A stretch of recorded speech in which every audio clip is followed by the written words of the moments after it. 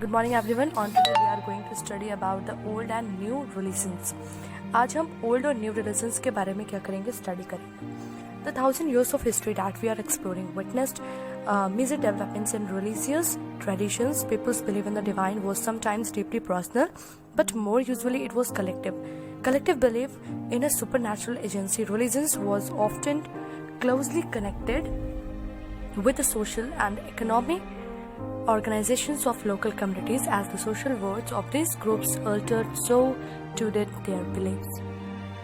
आज हम ओल्ड और न्यू रिलीजन्स के बारे में स्टडी करने जा रहे हैं, जिसमें हिस्ट्री के 1000 इयर्स में रिलीजियस ट्रेडिशंस में भी क्या हुए थे, काफी मेजर डेवलपमेंट्स देखने को मिले थे.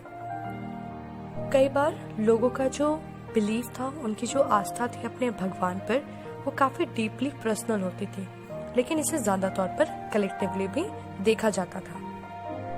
कलेक्टिव बिलीफ में लोगों का ग्रुप जहाँ पर वो अपने भगवान की पूजा करते थे, इसके साथ साथ वो सोशल और इकोनॉमिक ऑर्गेनाइजेशन के लोकल कम्युनिटीज से क्या हो जाते थे, काफी क्लोजली कनेक्टेड हो जाते थे, जिससे ग्रुप्स के ये जो सोशल वर्ड्स के ग्रुप में काफी चेंजेस देखने को मिले, और इसके साथ साथ लोगों के आस्था यानी उनके बिलीव्स में भी क्या हुए, काफी चेंजेस आए. It was during this period that important changes occurred in what we call Hinduism today. This included the worship of new deities, the construction of temples by royalty, and the growing importance of Brahmins, the priest as dominant group in society. Their knowledge of Sanskrit text earned the Brahmins a lot of respect in society. Their dominant position was consolidated by the supports of their patrons, new rulers searching for prestige.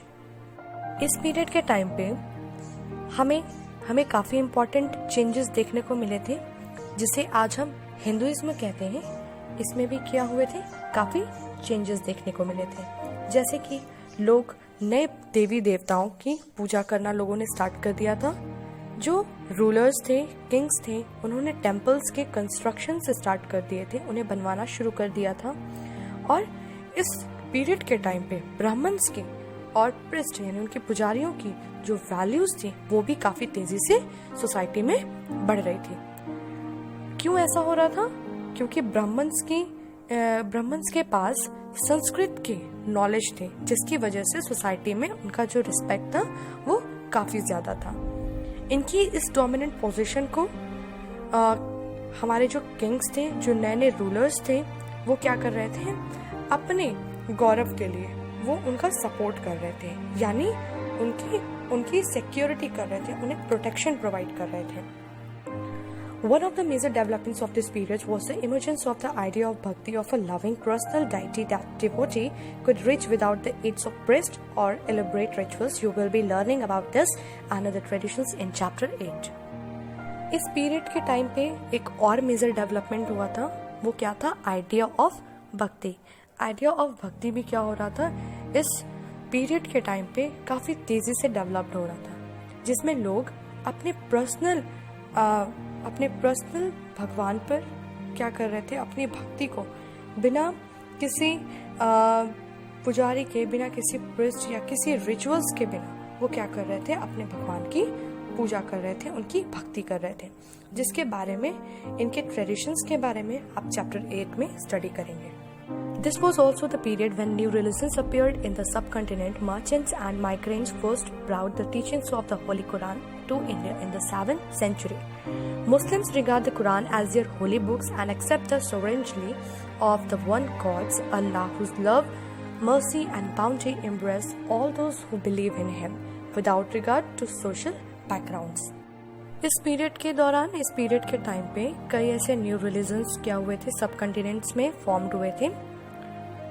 मार्चेंट्स और migrants के through क्या हुआ था, 7th century में India में first time Holi Quran के बारे में क्या हुआ था, उसकी नॉलेज, उसकी जो टीचिंग्स थी वो लोगों को बताई गई थी. मुस्लिम का क्या मानना था, वो कुरान को अपनी होली बुक यानी पूज्य किताब मानते थे, और उनका ये भी मानना था कि उनका एक ही गॉड है, एक ही खुदा है, जिसको वो अल्लाह के नाम से जानते थे.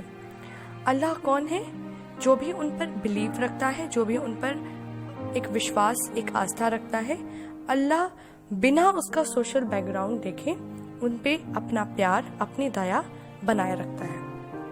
Many rulers were patrons of Islam and the ulama learned theologians and jurists, and like Hinduism, Islam was interpreted in a variety of ways by its followers.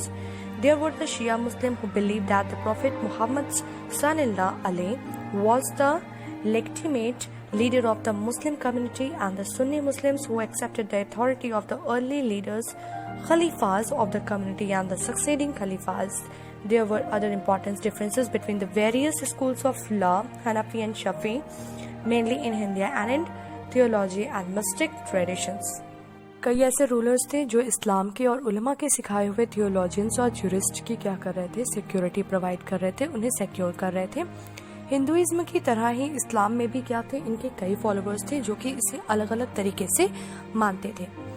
इनमें दो ग्रुप्स जो है मेनली पाए जाते हैं। पहला है शिया मुस्लिम और दूसरा है सुन्नी मुस्लिम। शिया मुस्लिम अपने प्रॉफिट मोहम्मद सल्लल्लाहु यानी अली पर क्या करते थे, बिलीव करते थे और उन्हें अपने मुस्लिम कम्युनिटी का लीडर मानते थे। लेकिन सुन्नी मुस्लिम अपने कम्युनिटी के लीडर्स यानी उनके जो पहले के लीडर्स थे या सक्सीडिंग खलीफास या होने वाले जो खलीफास थे, ये उनको अपना लीडर मानते थे। इसके अलावा इन दोनों कम्युनिटीज में एक और डिफरेंसेस देखे जाते हैं, वो है इनके लॉज या फिर इनके थियोलॉजीज और मिस्टिक ट्रेडिशंस। वो भी क्या है, आपस में काफी डिफरेंट है।